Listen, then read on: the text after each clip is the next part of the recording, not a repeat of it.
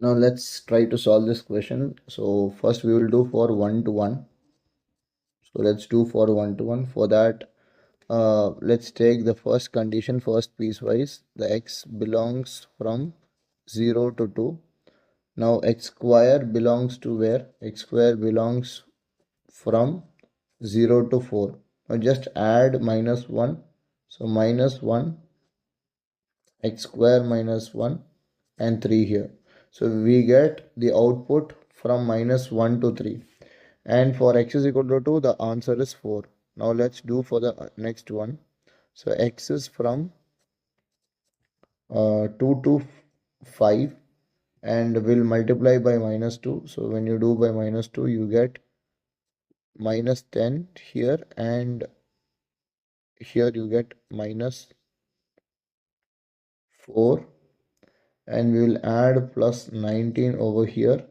In all places we'll add plus 19, so you get 19 minus 2x less than 15. Now we have to divide it by 3, so divide it by 3 so that you get the function y is from 3 to 5. Now you can see that there is an overlap, that y you will get 4 also, right?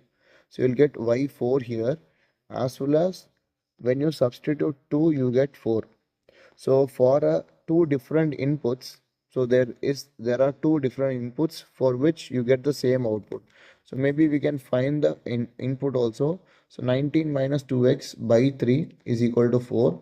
So in that case 19 minus 2x is equal to 12, and 2x is equal to 7, x is equal to 3.5. So in case if you are going to substitute 3.5, then it is going to be for two different inputs, output is going to be the same. So in that case you can tell that it is not 1 to 1. So that is the first thing. Now let's do the second part of the question, so which is on to or not. So for that, what we can do is, you can clearly understand here, we get the output from minus 1 to 3, and you get from 3 to 5. If you see clearly, the range, that is the output you get, is from minus 1 to 3 union, you get 4 as an output, again union 3 to 5 open. So what is the actual range? Y belongs to minus 1 to 5 open. But what is the codomain given in the question? The codomain given in the question is minus 1 to 5, but it is closed. So therefore again range is not equal to codomain. So our answer will be many to 1 and into. So option D. Now read the function. The function f of x is defined in the given interval, and g of x is defined in minus infinity to 8 interval. Now they are telling that by defining f of x and g of x, they are giving a condition that consider h of x is equal to g of f of x, and h of x is not defined. Then they are asking what could be the value of a and b, right?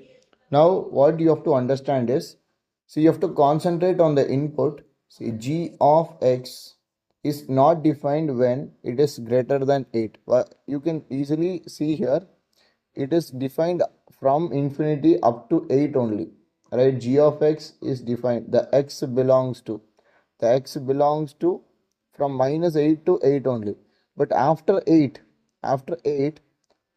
they are not talking about the given g of x. So g of x is not defined when it is greater than 8. So now we have to concentrate on the inputs. So let's concentrate on the inputs. So which is the output of f of x. Now you can say that ax square plus 3 should be greater than 8, as well as 2x plus b should be greater than 8. Right? Now you can see here x belongs from minus infinity to minus 1. So what is x square belongs to? X square belongs to 1 to infinity. 1 to infinity, right? So I can directly replace this value here. So the minimum value that I can give for x is not 1 merely, but we are very closely approaching 1. So therefore what I can say, a plus 3 should be greater than 8. So it is minimum greater than this value. So a is always greater than 5. So you can consider any value greater than 5, say like 6, 7, 8, so on like that. Okay. Now when you consider the other one, so the given function is defined from -1 till infinity, right? So here you can substitute the minimum value, which is -1.